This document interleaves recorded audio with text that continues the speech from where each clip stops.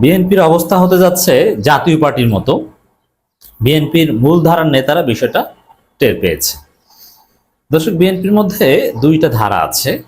একটা ধারা হচ্ছে নব্য ধারা, ভারতপন্থী ধারা, যেই ধারা এখন বিএনপির নীতি নির্ধারণ করছে, যেই ধারা বাঙালি জাতীয়তাবাদে বিশ্বাসী, নট জিয়াউর রহমান এবং খালেদা জিয়ার বাংলাদেশি জাতীয়তাবাদে বিশ্বাসী। এই ভারতপন্থী ধারা যারা ৭১ ব্যবসা করে, যদিও হাস্যকর বিষয়, বিএনপির জন্মই ৭১ অনেক পরে এবং বিএনপির প্রতিষ্ঠা রাজাকারদের সাথে নিয়ে, রাজাকারদের সহযোগিতায় সাজাপ্রাপ্ত স্বাধীনতা বিরোধীদের নেতৃত্বে বিএনপি গঠিত হয়েছে। কিন্তু এইসব ইতিহাস ভুলে যে তারা নিজেদেরকে মুক্তিযোদ্ধা, সেক্টর কমান্ডার সাজানোর চেষ্টা করে। এই যে অংশটা, যারা ইসলাম বিদ্বেষী, যারা ইসলামকে মনে করে ক্ষতিকর, ইসলামপন্থীদের মনে করে দক্ষিণপন্থী, এদেরকে মনে করে উগ্রবাদী, মৌলবাদী, এদেরকে দমন করার চিন্তায় তারা বিশ্বাসী। এরা ওয়ার অন টেররের থিওরিতে বিশ্বাসী, যে ইসলামপন্থীদের দমন করতে হবে in the name of war on terror. এবং তারা ভয়ানক ইসলাম বিদ্বেষী ওয়ার্ল্ড লিডার চার্লি কার্ক সহ এই ধরনের ব্যক্তিদের সাথে সম্পর্ক রাখে এবং তাদের মৃত্যুতে গভীর শোক জানায়। আর একটা অংশ হচ্ছে বিএনপির মধ্যে ডানপন্থী অংশ, যারা জিয়াউর রহমান এবং খালেদা জিয়া পন্থী হিসেবে পরিচিত। আমি নাম বলি, এদের মধ্যে বেশ কয়েকজন এখনো আছেন, যেমন ডক্টর মঈন খান, সেলিমা রহমান, ব্যারিস্টার জমিরুদ্দিন সরকার। তারা অনেকেই অনেকটা নিষ্ক্রিয়, এমনকি ডক্টর খন্দকার মাহবুব হোসেন। এই ডক্টর খন্দকার মাহবুব স্যার বা মঈন খান স্যার এরা আমাদের শিক্ষক, কিন্তু এদের কোনো গুরুত্ব এখন কিন্তু দেখেন না। নামকেও আসতে জাস্ট স্থায়ী কমিটির সদস্য হিসেবে আছে। কিন্তু বিএনপির এখন মূল নেতা হিসেবে কাদেরকে দেখেন? আমির খসরু, সালাউদ্দিন আহমেদ, মির্জা ফখরুল, এরা সব ভারতপন্থী। এখন বিএনপিতে একেবারে অনেক আগে থেকে এই দুইটা গ্রুপ, বিশেষ করে ২০০১ সাল বা ওই সময়ের থেকে, একটা হচ্ছে ভাইয়া গ্রুপ আর একটা আম্মা গ্রুপ। এমন বিএনপির নেতাদের একটা অংশ তারেক রহমানকে ঘিরে রাজনীতি করত, তারেক রহমানকে তোয়াজ করত, তেল দিত, স্যার স্যার বলতো, আব্বা আব্বা বলতো। আরেকটা অংশ আছে যারা আম্মা গ্রুপ হিসেবে পরিচিত, যারা রাজনীতির ভিতরের গভীরের খবর রাখেন, তারা এই ভাইয়া গ্রুপ এবং আম্মা গ্রুপের খবর জানেন। যারা খালেদা জিয়াকে ঘিরে রাজনীতি করতো, তারেক রহমান বাচ্চা ছেলে, তারেক রহমানকে গুনতো না, খালেদা জিয়া ম্যাডাম তার সাথেই রাজনীতি করতো, এরাই হচ্ছে এখন কোণঠাসা। যেমন এই ডক্টর মঈন খান, খন্দকার মোশাররফ স্যার, কিংবা ব্যারিস্টার জমিরুদ্দিন সাহেবরা, সালিমা রহমানরা, এরা কখনোই তারেক রহমানকে ওইভাবে গুনতো না। এবং এদের বক্তব্যগুলো দেখেন, এমনকি মেজর হাফিজ, যদিও মেজর হাফিজ তারেক রহমানের সাথে দ্বন্দ্ব ছিল, কিন্তু তিনি আবার ভারতপন্থী, এই হিসাবে এখন মোটামুটি গুরুত্বপূর্ণ বা সহজ স্থায়ী কমিটির সদস্য হতে পেরেছেন।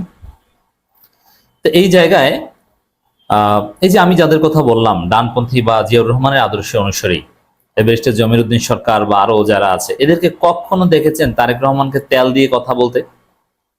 না, দেখেন, আপনি দেখাতে পারবেন না। কিন্তু মির্জা ফখরুলও তারেক রহমানকে তেল দিয়ে কথা বলেছে, এমনকি তিনি এতটা নির্লজ্জ বা নিচু মানসিকতার যে একজন রোগী দেখতে যান, সেখানেও বলেন যে তারেক রহমানের নির্দেশে এসেছে।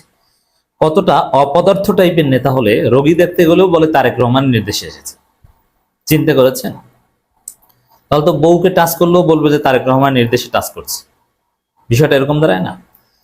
তো এই জায়গায় এই দুই গ্রুপ, দুইটা ধারা এখন সক্রিয়।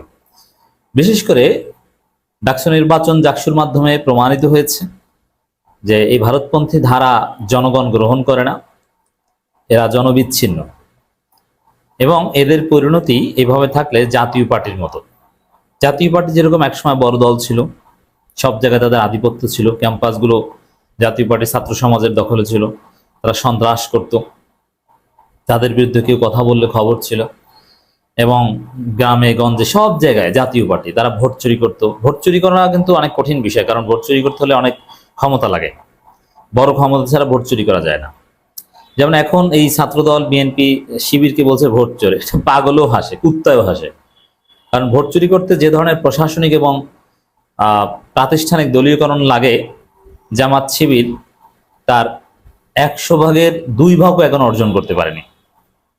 ভোট চুরি করার যে প্রশাসনিক সক্ষমতা লাগে, অর্থাৎ ভোট চুরি জামাত স্বপ্নেও কল্পনা করতে পারে না, এটা বিএনপি করতে পারে। কিন্তু এখন তথ্য প্রযুক্তির যুগে এটা করা যায় না, ধরা পড়ে, অথবা ছোট ছোট জায়গায় করা যায় না, হয়তোবা জাতীয় নির্বাচন হলে সেখানে করা যেতে পারে, কিন্তু বাংলাদেশের জনগণ এগুলো মানবে না। তো এই জায়গায় জাতীয়তাবাদী এবং ইসলামী মূল্যবোধে বিশ্বাসী খালেদা জিয়া তারেকপন্থী বা খালেদা জিয়া জিয়াউর রহমানপন্থী বা আম্মা গ্রুপের যারা, তারা মনে করছে এটি যে এভাবে চলতে থাকলে বিএনপির অবস্থা হবে জাতীয় পার্টির মতো। এই জাতীয় পার্টি কিন্তু একসময় গৃহপালিত বিরোধী দল তৈরি করত, যেমন এরশাদের গৃহপালিত বিরোধী দল ছিল আসম আব্দুর রব। তো এই জাতীয় পার্টি কিন্তু এখনকার প্রজন্ম হয়তোবা দেখেন যে ছোট্ট একটা দল, এরশাদ নাই, জাতীয় পার্টি বলতে কিছু নাই, শুধু জিএম কাদের বা ঝগড়া মিডিয়ায় দেখি, বাস্তবে মাঠে ময়দানে কোথাও জাতীয় পার্টিকে দেখি না। কিন্তু এক সময় ছিল, দেশটা ছিল জাতীয় পার্টিময় এবং এরশাদের তুমুল জনপ্রিয়তা ছিল। এবং আরো একটা কথা বলি, বাংলাদেশের সৃষ্টির পর 1971-এর পর সবচাইতে শান্তিপূর্ণ সময় ছিল জিয়াউর রহমানের স্বল্পকালীন শাসনামল, সবচাইতে সমৃদ্ধ সময় ছিল এটা। তারপরে দ্বিতীয় শান্তিপূর্ণ সময় এরশাদের একটা বড় অংশ। এরশাদ শাসনামলে 8 বছরের প্রায় 3-4 বছর ধরতে পারেন যে অসাধারণ একটা পরিস্থিতি ছিল, এবং হোসেন মোহাম্মদ এরশাদ সত্যিকার অর্থে পল্লী বন্ধু হয়ে উঠেছিলেন। গ্রামগঞ্জে তার ব্যাপক জনপ্রিয়তা ছিল। সেই জাতীয় পার্টিকে এখন কি অবস্থা দেখছেন? এই বিএনপি অদূর ভবিষ্যতে, আমরা যে বলছি যে বিএনপি থাকবে না, 8 বছরের পর ধ্বংস হবে। ধ্বংস হবে বলতে বিএনপি নামের কোনো দল নিষিদ্ধ হবে? Not necessary. মানে বিএনপি বড় দল হিসাবে এরকম থাকবে না, এটা হচ্ছে না থাকার ব্যাখ্যা। কিভাবে থাকবে? ওই জাতীয় পার্টির মতো থাকবে, গুরুত্বহীন।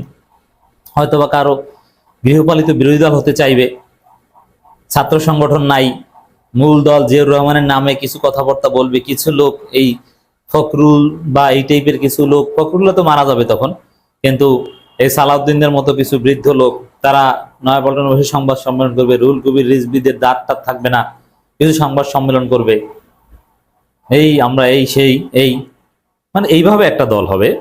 তাদের পরিণতি এটা। এটা ডানপন্থী অংশ ভালোভাবে বুঝে। এই মঈন খানরা, যেমন মঈন খান একটা কথা বলছেন, বিএনপি সন্ত্রাস ও সংঘাতের রাজনীতি বিশ্বাস করে না, কিন্তু এই ভারতপন্থী যে নব্যধারার বিএনপি, তারা সন্ত্রাস এবং সংঘাতের রাজনীতি বিশ্বাস করে, তারা ভোট চুরি রাজনীতি বিশ্বাস করে, এবং তারা এটাই করছে। বিশেষ করে ভারত প্রশ্নে, 71 প্রশ্নে, ইসলাম প্রশ্নে অবস্থান কি, এটা যদি বিএনপির দুই ধারা ব্যাখ্যা করা শুরু করে, তাহলেই বিএনপিতে যে ভয়ানক দুইটা আদর্শিক ধারা আছে, এটা দিবালোকেনে স্পষ্ট হবে। এমনিতে এলাকায় আধিপত্য নিয়ে দুইটা ধারা থাকা এটা এক জিনিস, আর আদর্শিকভাবে যে দুইটা ধারা এবং রাজনীতির মৌলিক প্রশ্নে, সহজ কথা বলে ইসলাম প্রশ্নে বিএনপির অবস্থান কি, এই জায়গায় একটা ধারা হচ্ছে ইসলামের প্রতি সহনশীল, আর একটা হচ্ছে ইসলাম বিরোধী